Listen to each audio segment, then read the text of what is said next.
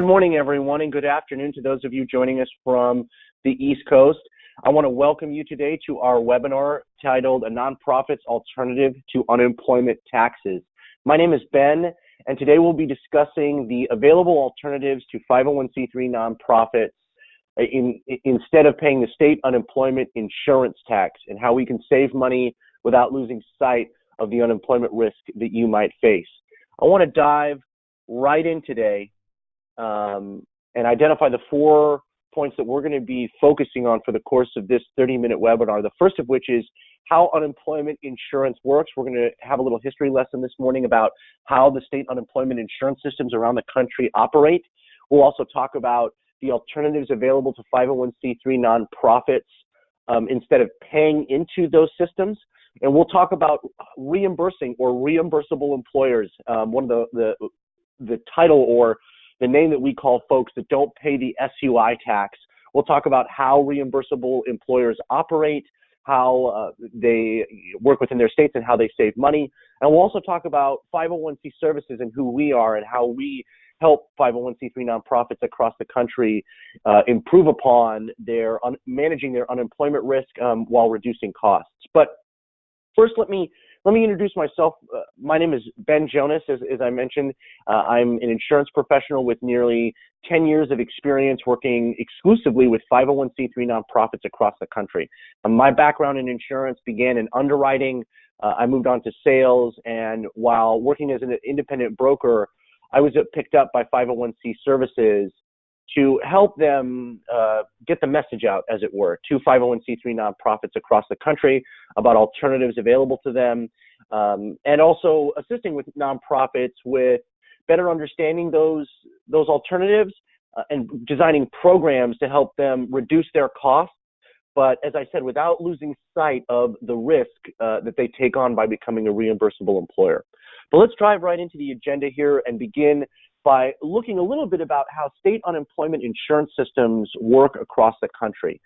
So just on a big picture, the rates that each state assigns to their employers, and when I'm talking about rates, I'll back up a little further. I'm talking about tax rates, and these of course are specific to unemployment. The tax rates that each state assigns to whether it's a for-profit or nonprofit or employer are adjusted on an annual basis. And this is important to understand because it means that your costs can go up and down, and those rates, I think it's important to understand, are adjusted not only by your experience, but also the experience of everyone operating in the risk pool, right? State programs operate as a large risk pool. It's a bucket. Everyone puts their money in the bucket. Some take more money than they put in. As a result, we've got to get everyone putting money in the bucket. And it's for that reason also that states adjust these tax rates based on how much money is in the bucket, based on how much people are paying versus how much they're taking out. A lot of factors go into that. But when we talk about the SUI program, it's important to understand that the tax rates are adjusted annually by each state, and not just by your experience, but by the experience of the whole risk pool. The total tax liabilities that are paid by employers are often greater than the claims that are being paid. Again, this has to do with that bucket and the idea of the risk pool. More money is going in than is coming out, hopefully, so that in times of recession, when the economy is down and more people are unemployed and looking for that next opportunity, the reserves are going to be there to pay for their unemployment benefits, right? Here in the state of California, as an example, the state is, I believe it's $6 billion in the red owed to the federal government for unemployment benefits that were paid out during the Obama administration that brought the state program into the red, right? And so for that reason, over the last few years, we've seen very high tax rates for every employer in California, regardless of what your experience is. Again, these are the issues that folks that are participating in the tax system face.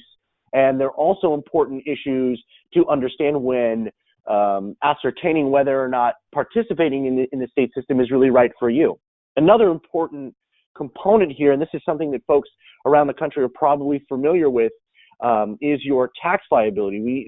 It's an important component to understand how it is the state is coming up with the amount of money they're asking from you, right? And it's a two-part equation, the first of which includes your taxable wage base, that is the portion of your gross payroll that is eligible to be taxed for unemployment, and we multiply that portion of your gross payroll by the tax rate that we spoke about earlier. We do a little math, and we get the tax liability that your organization is going to face. We'll look at some specific examples later on in the webinar that are going to kind of lay out or show you exactly what it is that you need to be looking for on tax rate notices, and it'll also show you, how they're coming up with, those costs that are being assigned to your organization. But there are alternatives to participating in the program. That is to say, alternatives available to 501c3 nonprofits.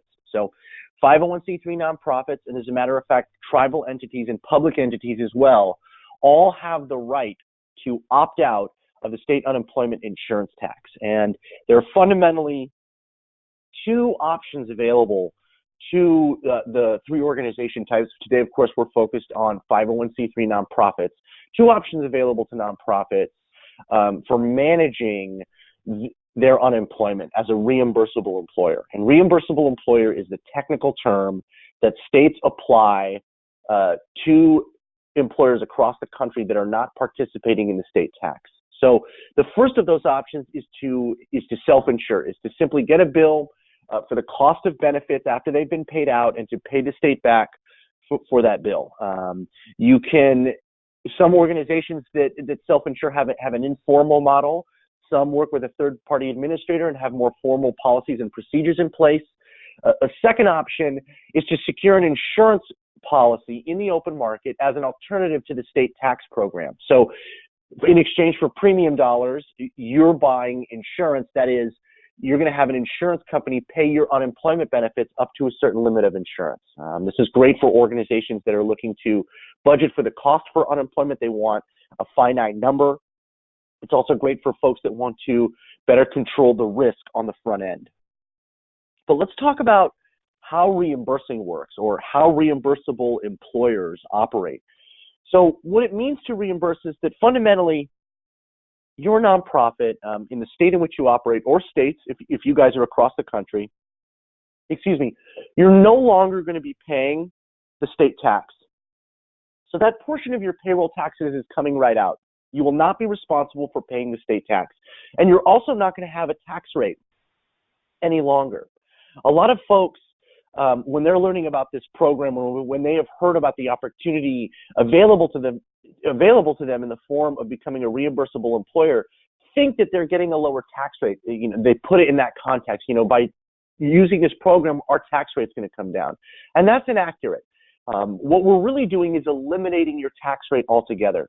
Right? You're not going to be paying the state tax. Instead, you're just going to get a bill that represents dollar for dollar the unemployment claims that were paid out to your separated employee or your past or your ex-employee that was paid out to them on your behalf by the state.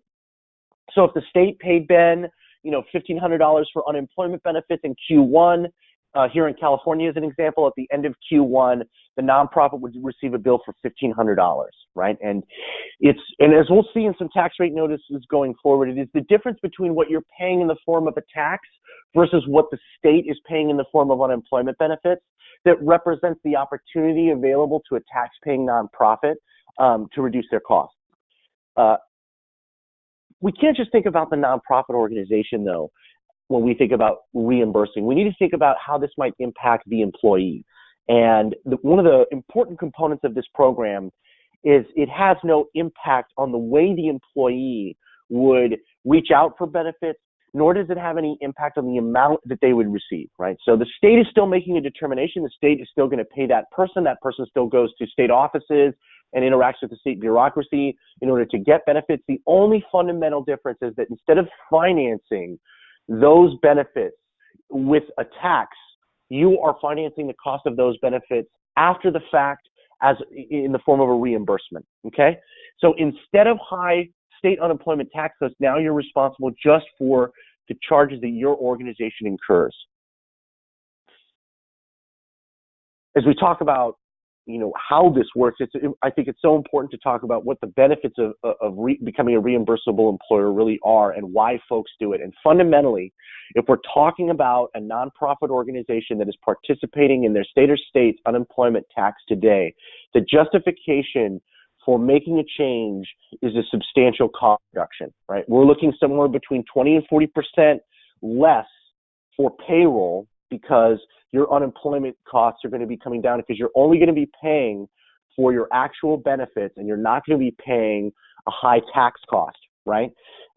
You're avoiding tax hikes and you're avoiding tax increases. And if your state is in the red, like the state of California, you're going to avoid very high tax rates that are necessary for getting the system back up into the black, right? This is a great, that is to say, reimbursable employers or reimbursing is great for organizations that are stewards of public funds. It's also great for organizations that are, have got substantial funds available to them and want to find a way to increase their budget, right, without asking for additional funds from private, from private funders and so on. This is, reimbursable employers are across the country. This is becoming more and more common every day as nonprofits over the last 30 years have become aware of the rights available to them. So today we estimate that there are about 10,000 501c3 nonprofit charities nationwide that are reimbursable employers today. And this includes all states across the country. For folks, it's not a fit for organizations that have lots of international employees, that have a large international presence. This is more of a fit for organizations that are prevalent here in the United States across the country. Furthermore, from a fit standpoint, employers with at least 15 full-time employees and a gross annual payroll of at least $1 million, we find are some of the starting point for organizations to think about becoming a reimbursable employer. If you've got less than 15 full-time employees or your gross payroll is less than $1 million a year, it's unlikely that you're going to be in a position to reduce your costs substantially enough to justify taking on the risks. Many 501c3 nonprofit organizations engage a TPA, that's a third-party administrator, so the acronym TPA for third-party administrator, to help administer their claims. And we see TPAs in unemployment, in workers' comp, in healthcare, very common, especially at the larger levels.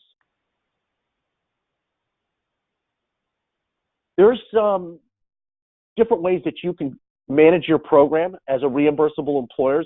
I touched briefly on them prior, but I want to dive in a little deeper about some of the ways organizations kind of manage unemployment, not only from a cost standpoint, but also from a risk standpoint. So we've got folks that work to manage their status as a reimbursable employer internally and in an informal way. So they might take a couple of years history and set aside budget dollars to pay for claims. They'll use existing HR staff to manage the unemployment process, including documentation, as well as they'll ask those folks to attend representations. And that typically adds a lot to the lives of HR folks, making it very difficult to manage the program effectively. Some folks work with a grantor trust like 501c Agencies Trust. A grantor trust is a formal self-insurance model. Working with a trust helps you administer not only your claims, but it also helps from a billing standpoint, so that the money is there to pay for claims. Turnaround happens quickly, and you're making sure that you're eliminating fines and fees that would be set out by the state. Finally, we spoke about those that purchase insurance, that are securing an insurance policy as an alternative to the state tax, and they do so in a couple different ways. Some folks, as an example, there's a Boys and Girls Club that I worked with in the Central Valley, and what they do is they buy an insurance policy at the beginning of a policy period, at the beginning of the year, and in exchange for premium dollars, an insurance company is paying for their unemployment benefits from the very beginning, and there's no limit to their coverage, right? So they know, the CEO and the CFO know that once they pay that insurance policy, they're good for the year, and it's still 25-30% less depending on their experience than the tax, right? So they get a finite number and they're paying less. Some organizations, a lot of folks that I've worked with, want to take on a portion of claims on the front end. They want to, that way they're incentivized to control this as best as possible. And they buy a customized insurance, stop loss insurance policy as a way to control catastrophic losses, right? So they'll buy an insurance policy, they'll set a threshold, they'll say, hey, anything over $60,000, I want an insurance company to pay, and I want to know that my liability ends, right? A great way to control claims, a great way to show your board that you're really thinking long-term about the health of the organization. And those are just a couple of the ways that folks, or the strategies that folks implement across the country that we have seen. It's really about creating a program that is specific to your nonprofit organization, right? No two nonprofits really do it the same way, have the exact same operations, the same budget, the same narrative. It's just why it's so important that that you include unemployment in the context of your liability insurance policies and risk management, and are really thinking about, how am I going to pay for claims? Should they be higher than my expectation if I'm a reimbursable employer? If you'd like to have that conversation, if you'd like to talk about your liability, you'll find my contact information at the end of the webinar. You can reach out. It's a no-sale conversation with the intent of just answering questions and helping you and the nonprofit you're at better understand its rights and improve upon potentially its management of unemployment today. Let's look at some specific examples, though, of tax rate notices. So these are the documents that are going out from, we've got California here today, we've got Pennsylvania, that are going out from the, at least here in the state of California as an example, from the Employment Development Department, the EDD office, to employers with their tax information. And it's broken down here in a couple different ways. Here in California, we'll start down at the bottom with A, if you can follow my cursor. This is giving us our SUI taxable payroll. That's the portion of our payroll that can be taxed, right? And then B is our tax rate. So if we did some math here, we would get what our liability is, right? Now, that liability at the bottom I've lined out is about $33,000, just over. That's an annual cost to the nonprofit. And we want to compare that against their annual claims. Line 9 here on this form from the EDD, which is, we can see here there's $198, right? So you're essentially, this human services nonprofit is in effect overpaying the state of California $30,000 every year for unemployment benefits that its people aren't using. It's a benefit that it doesn't enjoy.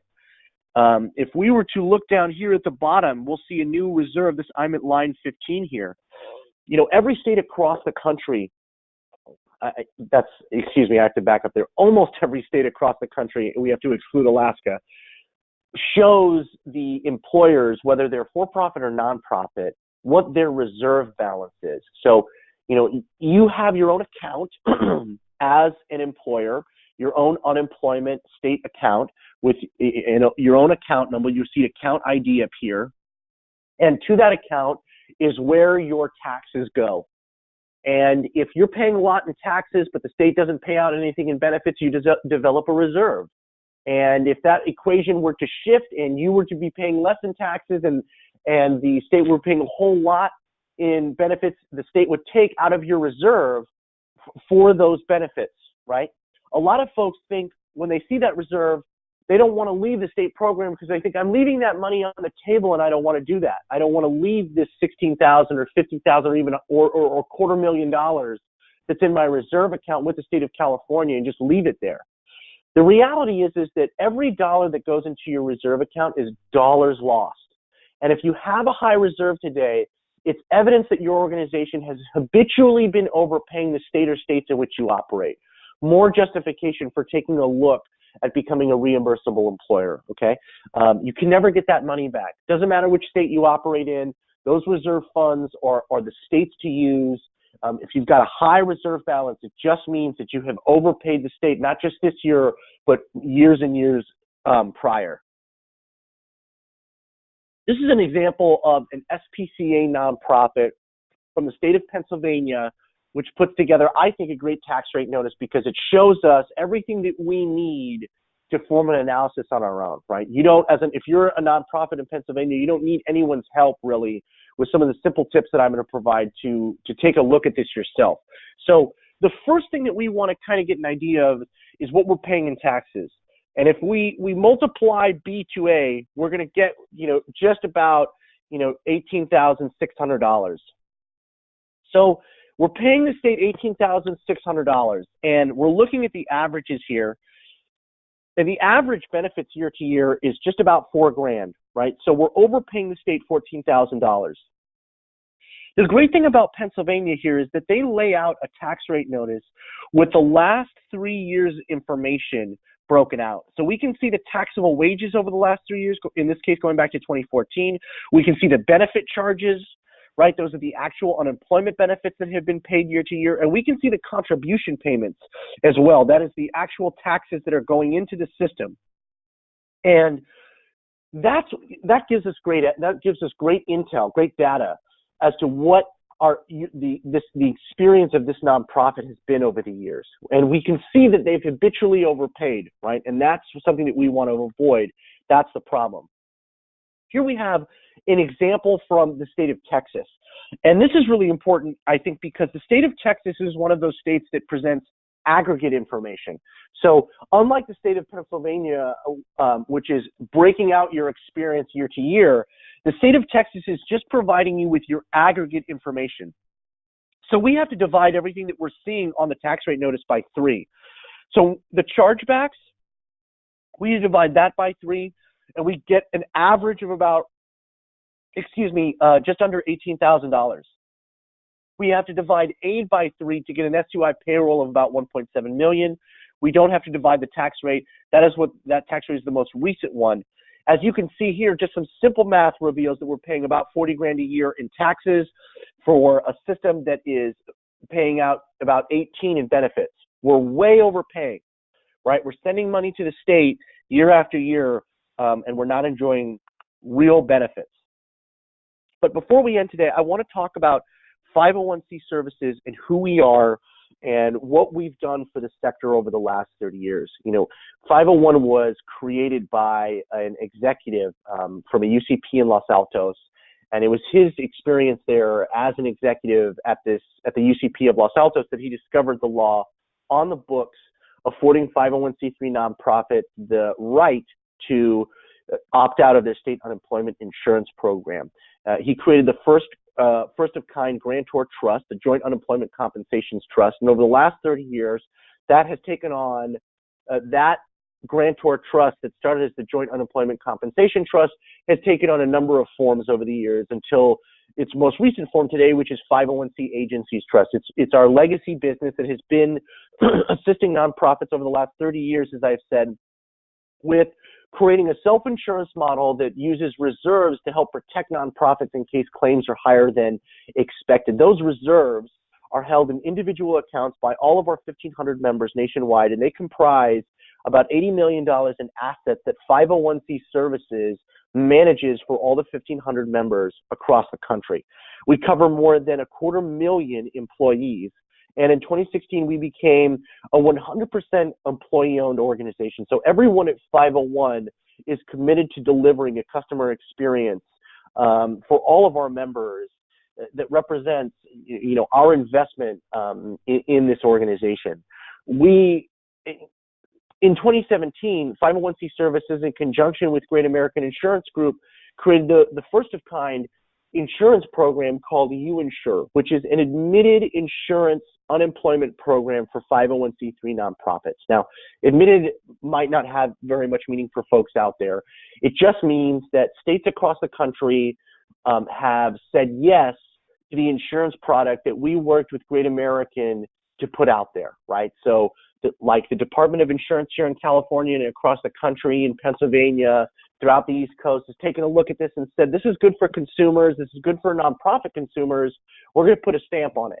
We're putting our stamp on it. And so if the off chance is that Great American isn't there to pay the claims, we, the state, are going to pay the claims, right? And so this is a rock solid product that we're offering the space.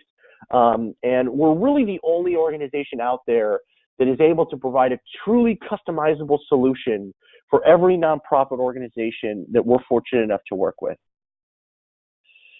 Our focus is holistic, right? So we're taking a look at a few different ways of managing claims and ensuring that our costs are as low as possible for our members across the country. And the first of those is claims management, provided by our third-party administrator, Equifax Workforce Solutions. It's a digital experience that takes snail mail and the difficulty really out of talking with the state. Furthermore, an important component of our model is that of education. So we're working with HR professionals, providing them with free webinars and education that are good for their credentials and provide them with real valuable insight into hiring and firing practices that can help improve upon or maintain a great culture at your nonprofit, reducing unemployment costs even further.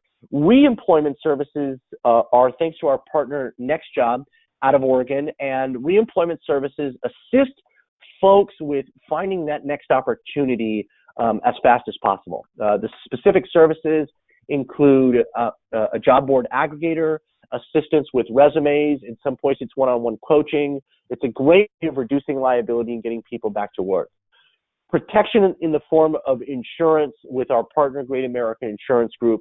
As I mentioned, Great American is A+ rated by AM Best and provide a rock-solid protection to all of our members and the nonprofits that we get the opportunity to chat with across the country. And savings is the last part of our model. As I mentioned, 501c Agencies Trust works with each of its members to ascertain a reserve account to determine how much money that nonprofit wants to put aside to reserve for unemployment costs that are higher than expected, right? So we're working as diligently as we can to be sure that while we're reducing the overall cost for all of our members and saving them money, we're not forgetting about the risk involved with becoming a reimbursable employer. Couple things that are important to consider is you might look at becoming a reimbursable employer. With regards to what we can do for you, you've got to be a 501c3 nonprofit, and this excludes religious houses of worship. So churches, synagogues are not a fit. It excludes those houses of worship, unfortunately. We really think that a gross annual payroll of over $1 million is a must, or we're just not going to see substantial savings to justify taking on the risk of being a reimbursable employer. And we want to see what your claims looks like over the last 3 years. As we saw in the tax rate notices, we can get an idea of what you've been paying and what the state has been paying. And that's a really important place to start to determine whether or not there's an opportunity for everyone to benefit from or not. And finally, we want to be sure that your funding is secured for the next couple of years, right? We would hate for you to take on an insurance model or a self-insurance model and then discover that state or federal funding was being withheld. You would have to lay off lots of people, and this program would end up costing you more and not saving you anything. So these are the important components to consider when looking at this. I'm going to open my screen here up to see if there are any questions that I can help answer. And I'm not seeing any questions right now, and a lot of times folks have got specific questions about something that's going on at their organization from an unemployment standpoint. Reach out to me. You can reach me right here. Let me minimize this. You can reach me at these places, bjonas@501c.com. You'll find my information, my phone number right here down at the bottom. If you have questions, you've got concerns, you want to better understand the risk at your organization, reach out to me. There's no obligation. There's no hard sell. It's really about helping the nonprofit for as much as we can from an unemployment standpoint. I want to thank everyone for their time today. Really grateful for everyone's attention and their consideration. You've got my contact information. If I can help, just reach out. I'm happy to do so. Thanks again. Have a great day, and all the best to everyone.